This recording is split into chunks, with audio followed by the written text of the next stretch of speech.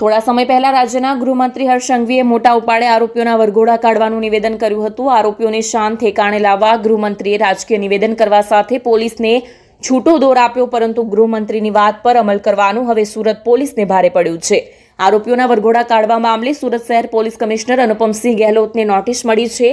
રાજ્યમાં પોલીસ દ્વારા આરોપીઓના ક્રાઇમના રિકન્સ્ટ્રક્શનના નામે કઢાતા વરઘોડા મામલે ગુજરાત માનવ અધિકાર પંચમાં સુરતના વકીલ દ્વારા અરજી કરાઈ હતી. વકીલ દ્વારા આરોપીઓના ગેરકાયદેસર રીતે વરઘોડા કાઢવામાં આવે છે તેની સામે પગલાં લેવામાં આવે તેવો પિટિશનમાં ઉલ્લેખ કરવામાં આવ્યો હતો. આ અરજીના પગલે માનવ અધિકાર પંચે સુરત પોલીસ કમિશનરને 30 દિવસમાં અહેવાલ તૈયાર કરી પોતાની જ સહીથી રજૂ કરવા આદેશ કર્યો છે. સુરતના વકીલ આર.ડી. મેંડપરા દ્વારા માનવ અધિકાર પંચમાં વરઘોડા મામલે અરજી કરવામાં આવી હતી. મેંડપરાએ સુરત પોલીસ દ્વારા આરોપીઓના વરઘોડા કાઢવામાં આવી રહ્યા છે તે બાબતનો ઉલ્લેખ કરવામાં આવ્યો હતો.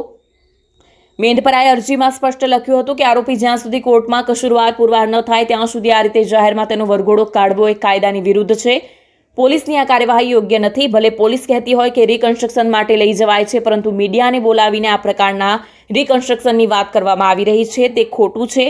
જ્યાં સુધી આરોપો પુરવાર ના થાય ત્યાં સુધી આ રીતે તેને વિડીયોગ્રાફી કરાવીને આરોપીની ઓળખ છટી કરવી ગેરકાયદેસર છે.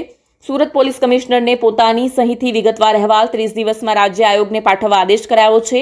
જો નિયત સમય મર્યાદામાં અહેવાલ મોકલવામાં નિષ્ફળ જાય તો રાજ્ય આયોગ આગળની કાયદેસરની કાર્યવાહી કરશે. આ બાબતે તાબાના અધિકારીના અહેવાલની નકલ મોકલવાના બદલે કમિશનરને પોતાની સહીથી જ સ્પષ્ટ અભિપ્રાય સહિતના પ્રશ્ન હેઠળની બાબતોનો સર્વગ્રાહી અહેવાલ મોકલવા આદેશ કરાયો છે.